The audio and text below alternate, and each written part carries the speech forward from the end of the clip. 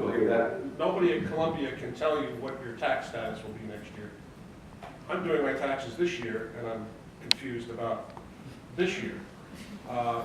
Rates next year have not been published, but again, going by the press, the personal exemption is changing to $12,000. If you're a married couple, it's going to $24,000. Depending on how you looked at it, your exemption in the past was somewhere between $8,000 and $9,000. The first $8,000 or $9,000 of income was generally tax-free.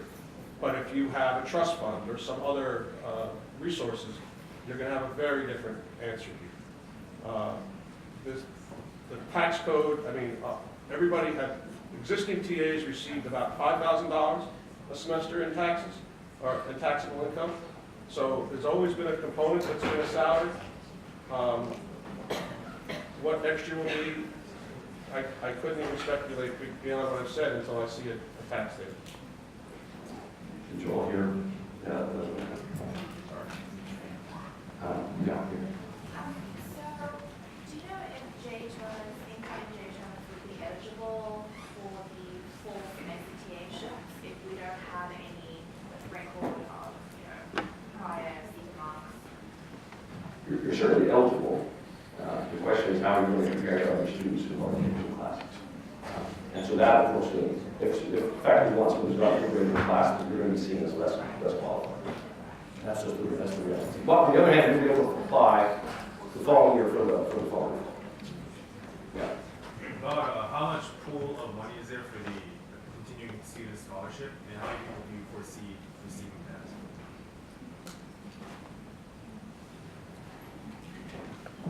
We don't know yet. It depends on how many TAs and other positions are required for next year. It depends on if all the students who have been offered fellowship actually enroll next semester, so they leave and go away. I anticipate, and as for how many it depends, I mean, if we make awards at $10,000 or awards at $15,000, there'll be some flavor. I do think we'll make a sizable number of awards. My hope is that we'll make somewhere in the order of 50 to 75 different awards. In the back there. I'm trying to get people who only haven't asked a question already. I just want to understand something about the creation. I'm not sure if it was very effective. How is the creation process in terms of selection? What's the criteria? Does it take into account need, or it just takes into account? Or what I need to ask is, are the professor blind about the need component and they just make decision based upon some other criteria? Or we also inform professors about the need levels of eligible candidates who are at the same level of performance? The short answer is faculty are free to use what criteria they want to use to make decisions, but there's no mechanism to communicate need to them. That is the short answer. So if you lobby, you can lobby faculty on the various dimensions, but there's no establishing need or calculating need is actually a very difficult, technically difficult thing to do, especially for graduate students. And we're doing a pilot trying to calculate that, but that won't be ready for the assignment of the system. Okay, over here. I just wanted to return to something that was already addressed. Is there a reason why we're not having assistantship or TA money being credited directly to our account for our tuition instead of it, with this new tax bill in mind that I think you're all aware of, we've talked about several times? Is the school making an attempt to accommodate these students? And is there a reason it's not being credited directly to our account for tuition? Patrick already spoke to that. Like I said, we're trying to clarify that these are jobs, not fellowships. We're trying to clarify the distinction between people who are employed by the university and people who are students. The standard at the university is to pay salary for assistants, and so we're trying to bring ourselves into line with other things that are happening at the university. That's the answer that's given before, and I think that's the right answer. Are you considering amending that? That we're not at the moment considering amending it. Yeah. No, I won't give you. Me? Yes. Okay. So just to clarify, we're going from $20,000 a year to $12,000 a year to compensate other student scholarships who aren't working, potentially. So some of those people who get the fellowship are going to be working also. Okay. Right? They're just delinked. That's all. And the amount that you said half was given to us when we were incoming, that was only merit-based, but now the other half is need-based, so we only benefit from half the amount of need-based aid? as the next cohort of students? So, okay, so let's be clear, in previous years, there was no need-based component at all, right? The assistantship allocation was not based on need, it was based on what faculty perceived, they wanted in the TA or whatever year. Okay, so now, starting this year, there's some need-based, partly in response to student concerns, and student lobbying, we'll call student expressing a desire to have some need-based component. There's both going to be a need-based pilot with admissions time, and also this continuing student fellowship will take into account need. Right. And that's for the first time ever. The new students get 100% of that need-based aid and this lower fellowship amount, whereas we only get half of that need-based aid and the lower assistantship amount. So if I'm understanding the question, you're concerned that the amount that's going out in terms of fellowship, need-based fellowships, is going to be smaller for you guys than for the next cohort. Not for the previous cohort, but for the next cohort. Yes. Is that right? I guess that's true. I guess that's true in the sense that it's only this continuing student fellowship, roughly half, which is going to have some need-based in it. The money that was given out already to this cohort was not need-based, right? Because the need-based pilot was starting now. There's reason we can talk more at length about why making need-based financial aid is very difficult. It's very hard to establish a need for people who are graduate students who are not dependent on their parents, who've been out working, everyone's working on their own. Establishing what need is in that context is very difficult. Okay, move here, and then I probably look here, and then I go over here. Yeah. This is a little related to that. I get that the reduction in the assistantship awards was matched by the continuing student scholarship being established, as well as the boost student awards the first group already got. And previously you said that TA ships included about $5,000 in taxable income for the salary component. Per semester, it was a $5,000 scholarship salary and $15,000 scholarship. Is that correct?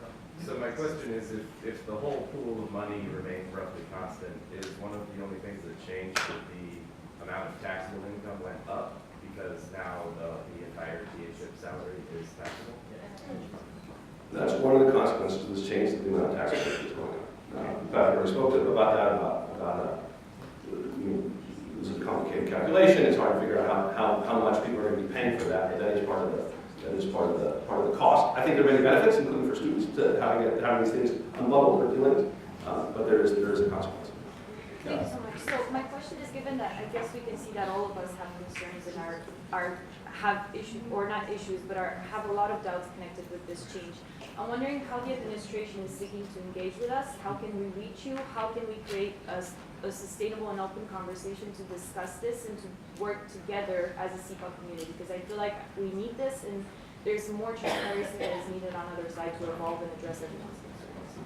Yeah, I mean, in part, the frank answer to the first part is that working through SIPA, so we have met with, I saw the new SIPA president we met with, we discussed these issues. SIPA meets with Corey, with the dean of students, as well as with the dean of SIPA on a regular basis, so that's the best mechanism. If there's something more, other concerns, we can consider having other meetings as well. Yeah. So I'm like seeing some inconsistencies, and this is not like directed at you, it's just like SIPA in general. You keep saying need-based, but then when you say like, why aren't we getting need-based aid?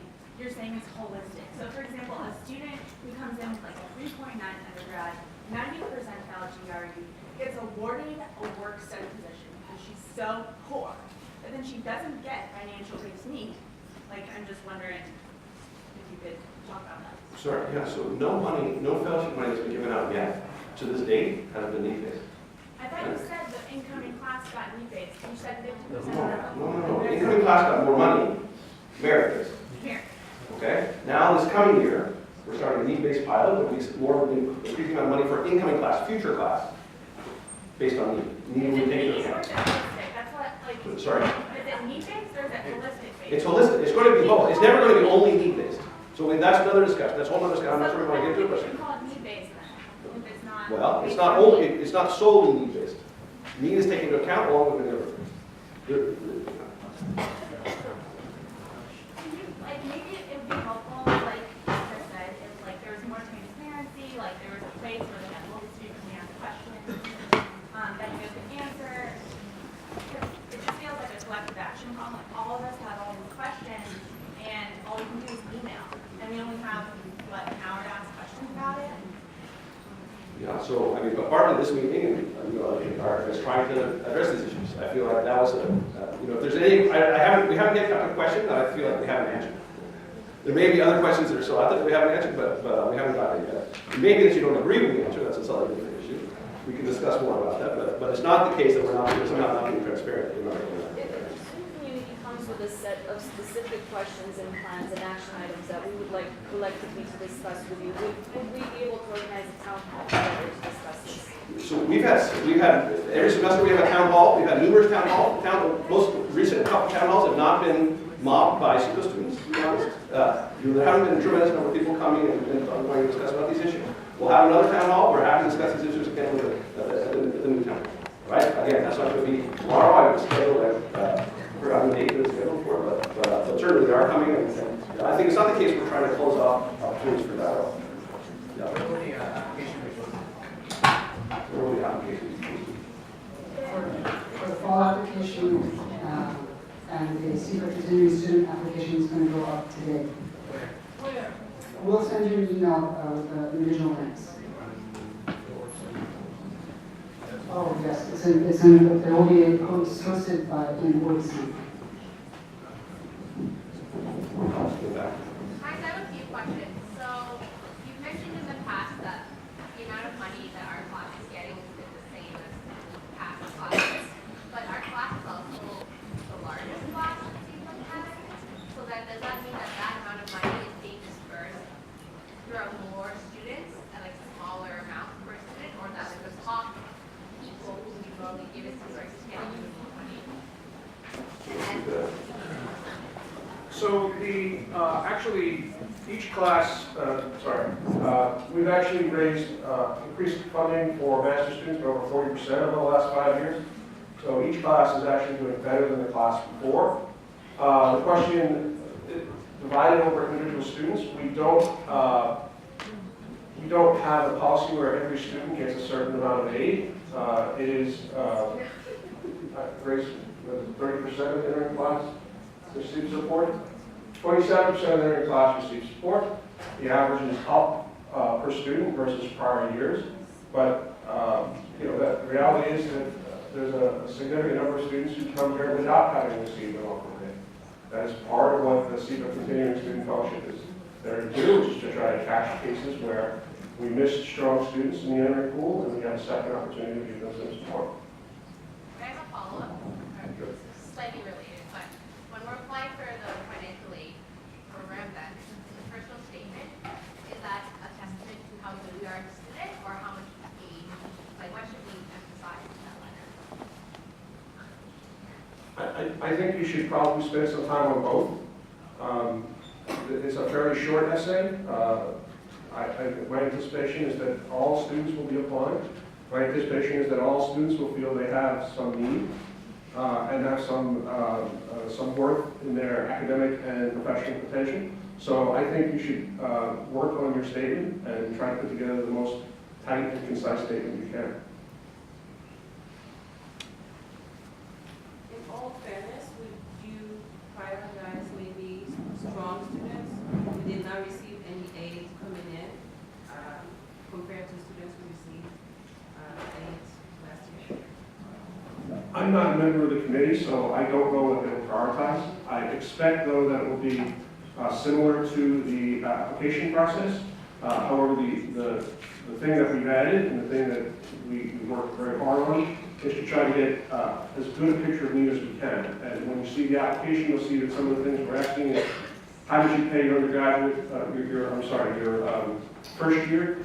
Where did the money come from? What types of sources? This is the first time that we've had this kind of questionnaire. So I think we'll be better informed, the committee will be better informed, but I can't speak to what they'll focus on.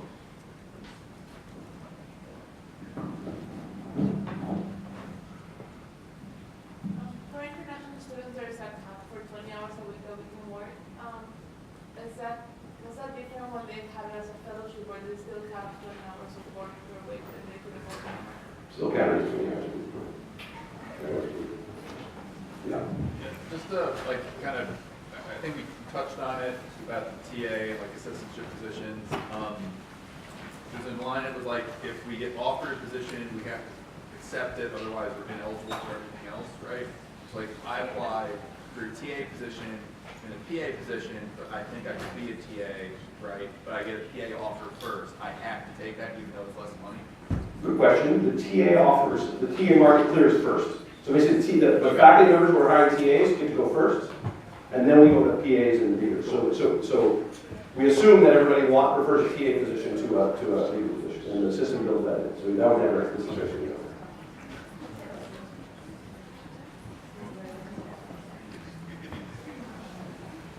other questions?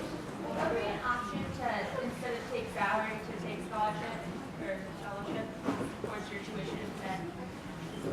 Yeah, so as we discussed, that is not an option. This is a job with salary, and so it actually has tax consequences. There's no fellowship option. Yes? Is there any mechanism to increase the amount of students, the 27% of students that get aid instead of, as opposed to redistributing more wealth, instead of just increasing the amount of money that that small percentage gets? So, I think part of the idea of like unbundling the fellowships from the assistantships and having more money, to give bigger pot of money to go out at the beginning of admission time will allow us to spread them more widely over the fellowships at admissions time. Right, so that is partly the idea. Right, the goal is that each entering class, a higher percentage of students will receive more money every year. Our goal has been to increase. If you go back, when I was director of admissions here in the prior century, less than 10% of SIPA students received a fellowship when they were admitted.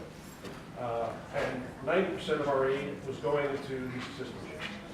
So, and they received a one-year award. There was no guarantee they'd get one in the second year. In fact, they had to compete for an assistantship. We have been moving away from that for the last 8 years or so.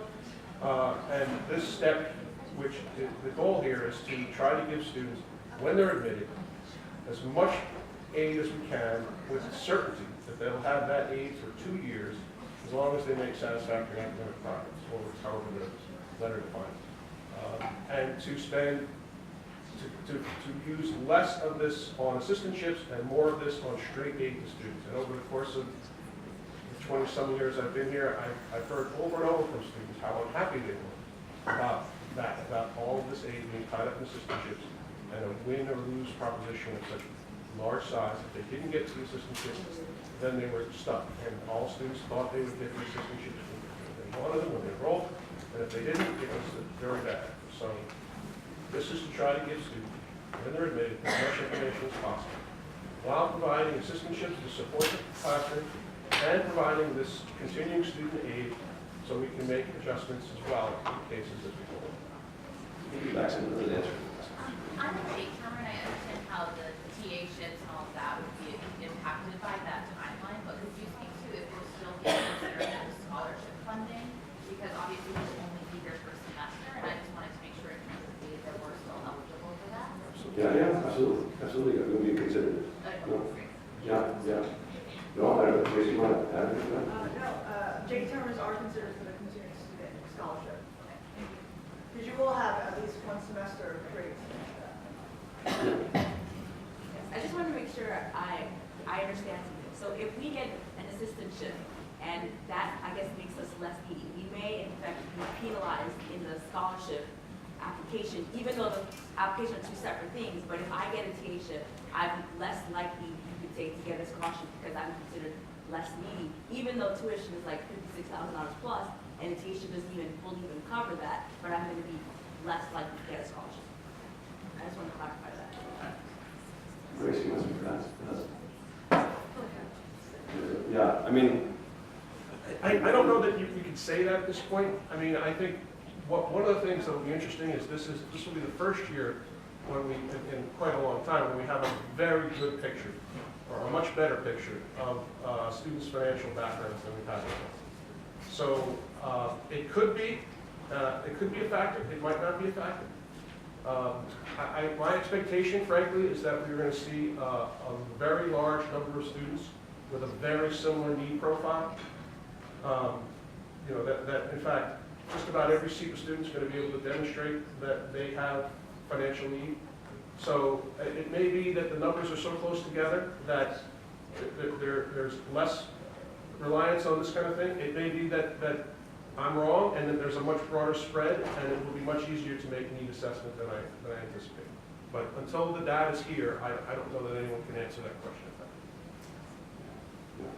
Could you please share maybe your fundraising efforts? Because, I mean, I think we all received an email from the medical school, and which was, I think, gifted millions of dollars, which makes that students there who have their tuition and expenses covered. Is there any initiative taken by SIPA to make sure that? So SIPA is trying to fundraise all the time. As Patrick said, we gave the numbers about the amount of money, and the first priority in fundraising is always to fund students' fellowships. So you can talk about how much the student fellowship budget has increased over the years, especially over 50% over Since the dean has become, since the last 6 years or so, it's increased 50%. So that really is, you have to, I mean, fundraising is, we love to have $100 million gifts more often. It's very hard. You know, it's not that many people willing to give $100 million. You know, but I guess you just have to take, to some extent, on faith that the institution really is trying to raise money to help, especially to help the student budget. Here.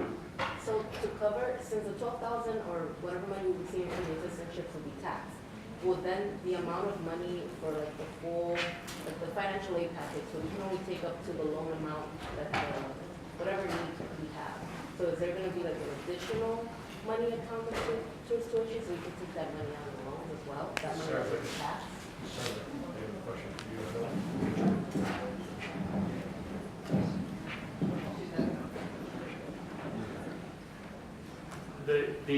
A salary position by itself has no impact on the amount of student loans a student can borrow. We encourage you to borrow carefully and assess what you really need, and you know the salaries will help you out with some of your living expenses, but the amount of the salary does not directly impact the amount that a student can borrow in loans. So I think the way you're portraying assistantships is as if it's a one-way benefit that students are the ones who are benefiting from it because we are rewarded financially. But you're not looking at it, or you don't want to perceive it as the fact that assistants, teaching assistants, readers, or whatnot, we are an integral part of this program. We take a lot of work off the teachers, and despite that, you don't even care about our welfare. By that I mean, you don't want to support us basically accrediting that 12,000 or whatnot, that amount to our credits, or you don't want to give us benefits such as healthcare or whatnot. So you are basically, you want to portray us as just the sole beneficiaries of that transaction, and the fact that we are actually contributing a lot to the system, to the teachers. So if I communicated that the students are not tremendously valuable part of SIPA, and especially the TAs and readers and PAs and course assistants are not tremendously valuable part of SIPA, that was incorrect. That was unintentional. I did not intend to do that. You know, we all recognize that TAs and readers and course assistants and PAs are doing a tremendous amount of work and are extremely valuable. Right? So I don't want to I didn't want to communicate that message. In fact, I guess it came across that was the wrong message that didn't come across. What I did want to communicate is if you have to give out salaries for jobs and fellowships, right, it's not clear, it makes sense to have those two processes be separate. So if we are taking salaries, why not be sort of eligible for benefits that come with salaries? You know, like healthcare, the question was about healthcare. Yeah, so that's a Columbia-wide question rather than a SIPA-specific question.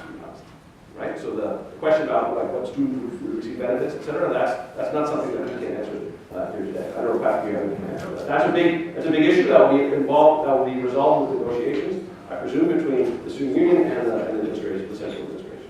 Not here. Yeah,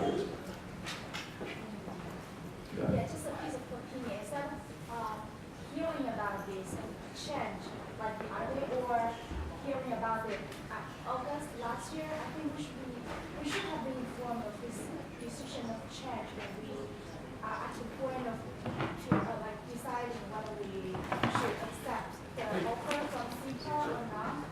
So perhaps at that time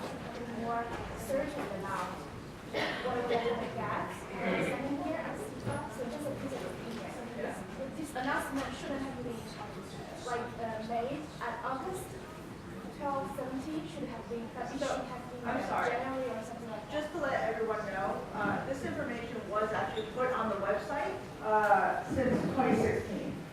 When we go on the recruitment road and notify students or prospective students of our financial aid opportunities, we also have told students or prospects about our changes in the allocations of funding for incoming students as well as continuing students, as well as the changes that are being made here at SIPA.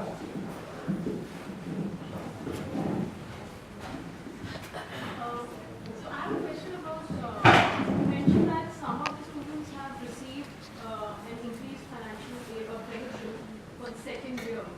Has that already been allotted or was that allotted at the beginning of 2017 or what was the So some people who are in your cohort received, at admission time, received a financial offer that was more generous than it would have been if there hadn't been this change. Okay, so there's no process after that because I'm not sure if I received any information from your end to apply for certain. The January or code. appeal to certain increase. The January code started also received also.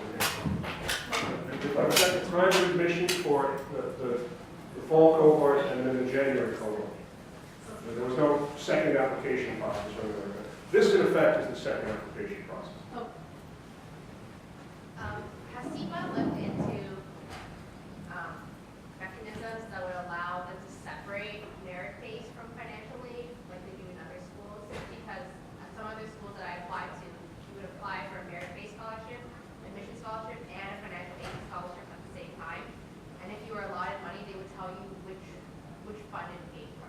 That way, there's no like vague, holistic approach. You just know directly whether you're eligible for financial aid or not. Is that something that you explored? Why or why not? The